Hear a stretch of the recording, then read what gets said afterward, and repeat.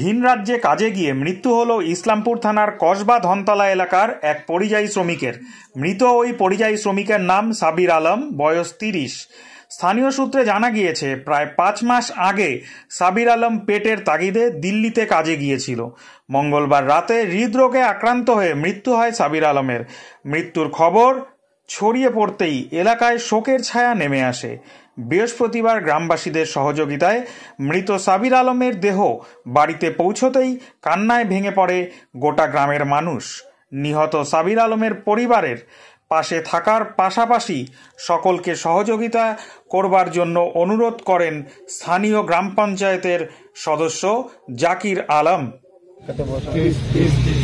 এর নাম সাকির আলম, সাবির আলম। আমাকে একজন দিল্লি থেকে রাত্রে ফোন করলো, যার নাম তহিদ।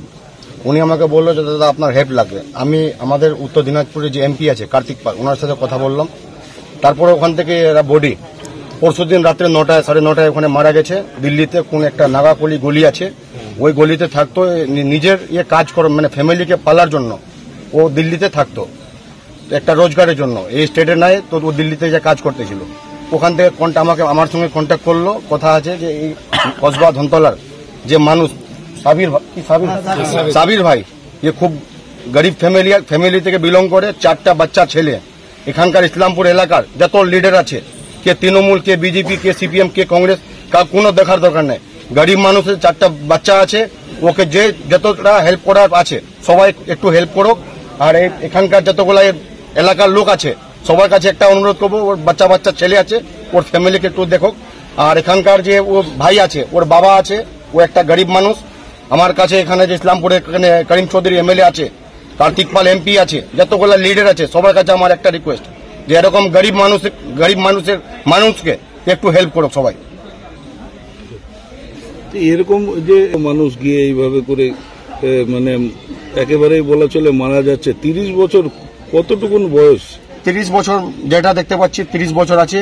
এর 2 দিন আগে একজন আমাদের পাঁচুর এশিয়ার বাড়ি, যার নাম তানভীর আলম, নিউটিয়াতে মারা গেল। 6 দিন রাখি আইসিইউ ভেন্টিলেশনে মারা গেল। 15 থেকে 16 লাখ টাকা ওখানে বিলিং করে। এ তো একটা সাধারণ মানুষ, নিজের পেটের জন্য, নিজের ফ্যামিলির জন্য, রোজগারের জন্য কসবা ধনতলার আমাদের উত্তর দিনাজপুরের লোক দিল্লিতে গেছিল। এর আগে একটা বিহারে একটা মারা গেছিল। তো আমার একটা এখানকার যে প্রশাসন আছে, এখানকার যে মুখ্যমন্ত্রী আছে, একে কোনো একটা হেল্পের দরকার আছে। 2, 4 লাখ, 5 লাখ, 10 লাখ টাকায় ফ্যামিলি, 4টা ছোট ছোট বাচ্চা আছে।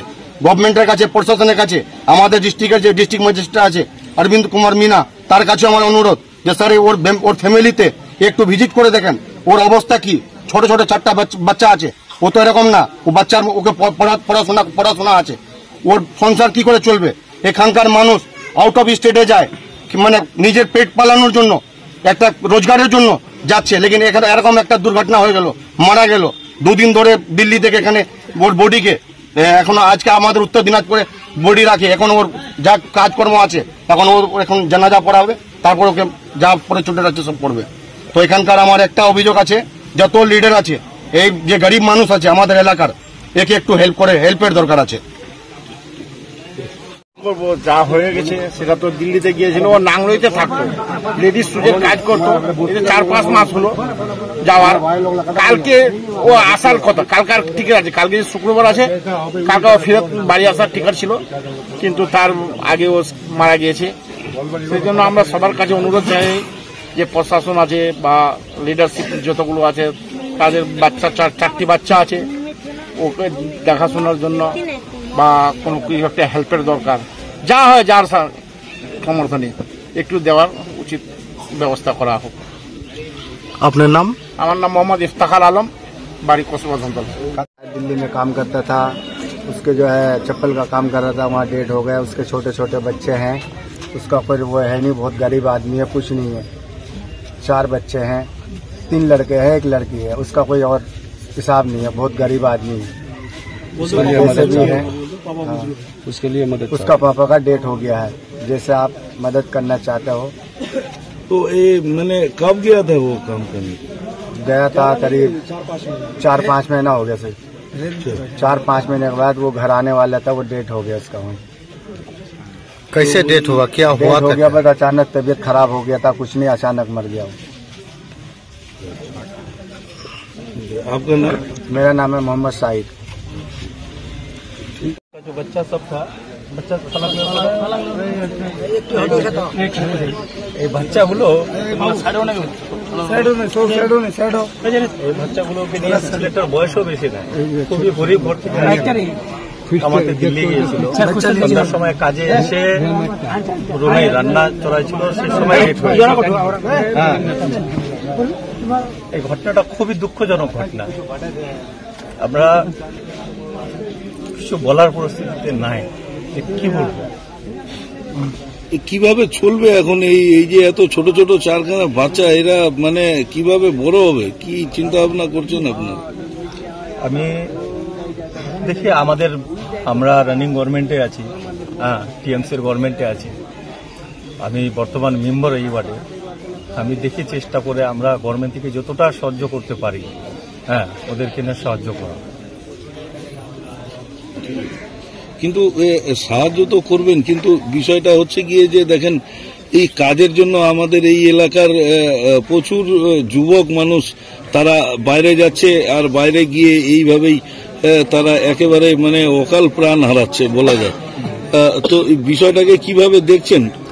আমাদের এলাকায় দেখেন, এই সময় তো এই সব কিছু কথা বলা যাবে না। আমাদের এলাকায় ইন্ডাস্ট্রি বলে কিছু নাই, ইন্ডাস্ট্রি বলে কিছু নাই। আমাদের গ্রাম থেকে মোটামুটি না হলো 80% বাচ্চা দিল্লি, মুম্বাই, পাঞ্জাব, হরিয়ানা এগুলো জায়গায় যায়।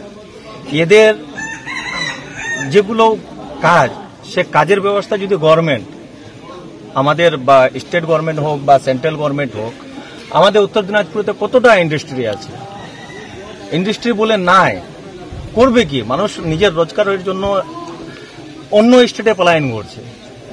অন্য স্টেটে পলায়ন করার পরে এরকম একদম এই যে ঘটনাগুলো হচ্ছে, এগুলো কিন্তু বলবো কি আর এটার বিষয়টি।